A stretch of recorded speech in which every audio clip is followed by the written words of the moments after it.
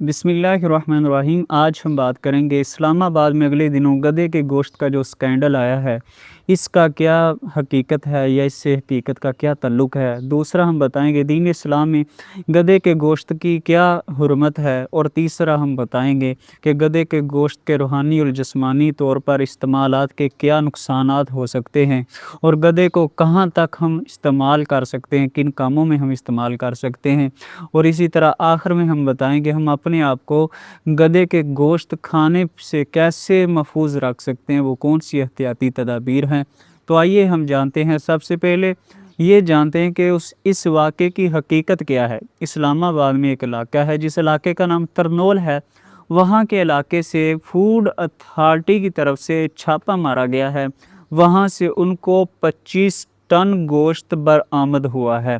अब उस गोश्त की क्या हकीकत है, वो कहाँ जाना था, कहाँ सेल होना था, उस गोश्त का क्या करना था। जहाँ तक ख़बरों में ये बात बताई जा रही है वो ये बताई जा रही है कि चीन का एक बंदा है, उसको भी गिरफ़्तार कर लिया गया है, उससे भी तफ्तीशात हो रही हैं। और इसी तरह पाकिस्तान से बाहर एक जगह गोश्त जा रहा था, एक्सपोर्ट हो रहा था। ये बात जो है ये सरासर गलत है, क्योंकि पाकिस्तान में एक्सपोर्ट करने के लिए दूसरे मुल्क में गोश्त को भेजने के लिए, वो किसी जानवर का गोश्त हो, भेजने के लिए कुछ कागजात दस्तावेज़ात रखनी ज़रूरी हैं। अगर वो दस्तावेज़ात उनके पास होती, कागजात उनके पास होते, फूड अथॉरिटी उनकी तलाशी तक ना लेती, तो दस्तावेज़ात उनसे मिली ही नहीं। इसका मतलब है वो एक्सपोर्ट नहीं कर रहे थे। अब ये गोश्त कहाँ जाना था, वो फिर ज़ाहिर है वो हमारे ही गर्दो नवाह के इलाकों में जाना था। किसी ने बर्गर खाने थे, किसी ने शवारमे, किसी ने लिहारी, किसी ने हलीम। तो वो फिर दूसरे गोश्त में मिक्स होके एक नामालूम बना के, जायका बना के वो इन मुसलमानों के पेट में ही जाना था। तो अब आते हैं दीन इस्लाम में गधे के गोश्त की क्या हुर्मत है, क्या ये हलाल है या हराम है। नबी रहमत सल्लल्लाहु अलैहि वसल्लम ने इरशाद फरमाया, गज़वा खैबर का दिन था।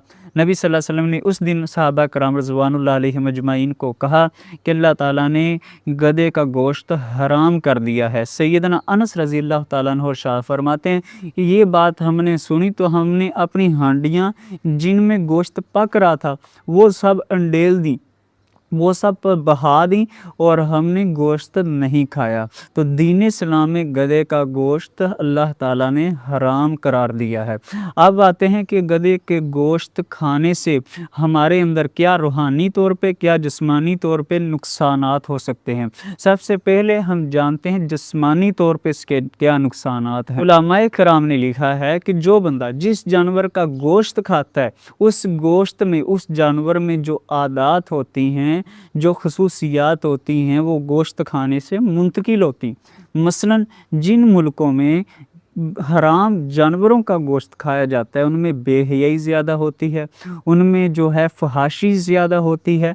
तो जिस जानवर का गोश्त खाते हैं उस जानवर की खसूसियात हमारे अंदर मुंतकिल हो जाती हैं। जो गधे के गोश्त इस्तेमाल करते हैं वो हो सकता है हमाकताना बेवकूफ़ाना हरकतें करें, और हराम खाने वाला उसकी ना नमाज कबूल है, ना दुआ कबूल है, ना ज़िक्र ज़कार कबूल है, हत्ता कि हज तक कबूल नहीं है।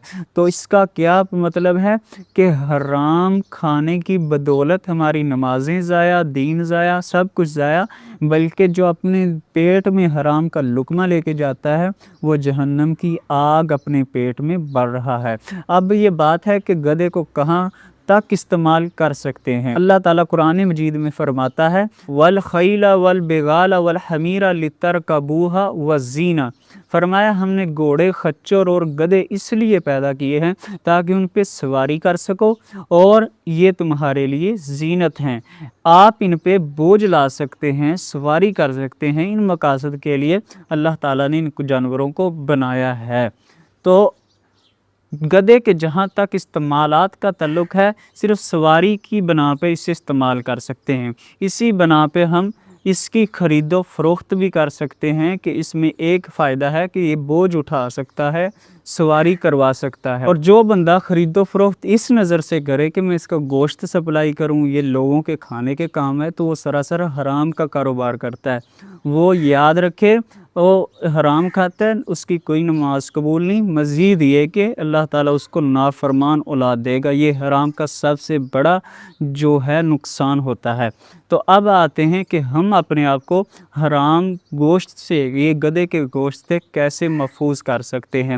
حضرت جنید بغدادی رحمۃ اللہ علیہ ایک بہت بڑے خطیب تھے، وہ حضرت امام حسن بصری رحمۃ اللہ علیہ کے پاس جاتے ہیں۔ امام حسن بصری ان سے سوال کرتے ہیں، مجھے بتاؤ کھانے کا کون سا سب سے پہلا ادب ہے؟ تو انہوں نے کئی ادب رکھے، کہا کہ بسم اللہ پڑھ کے کھانا، اپنے آگے سے کھانا وغیرہ وغیرہ۔ تو کہا آپ کی بات ایک بھی ٹھیک نہیں، تو کہا پھر آپ ہی بتا دیں۔ کہا کھانے کا سب سے پہلا ادب یہ ہے کہ آپ تب تک کھانا نہ کھاؤ جب تک آپ کو یہ معلوم نہ ہو جائے یہ حلال ہے یا حرام ہے۔ تو خدا را ہم اپنے آپ کو ان طرح کے اسکینڈل سے کیسے محفوظ کر سکتے ہیں؟ جب تک آپ کو یہ پتہ نہ ہو کہ اس دکان سے واقعتاً صحیح گوشت ملتا ہے، یہ دکاندار ایماندار ہے، اللہ سے ڈرنے والا ہے، تو اس وقت تک اس دکان سے گوشت نہ لیں، غیر معروف جگہ سے گوشت نہ لیں، چھپے ہوئے علاقوں میں جو دکانیں ہوتی ہیں وہاں سے گوشت نہ لیں، وہیں سے لیں جہاں سے آپ کو پتہ ہے۔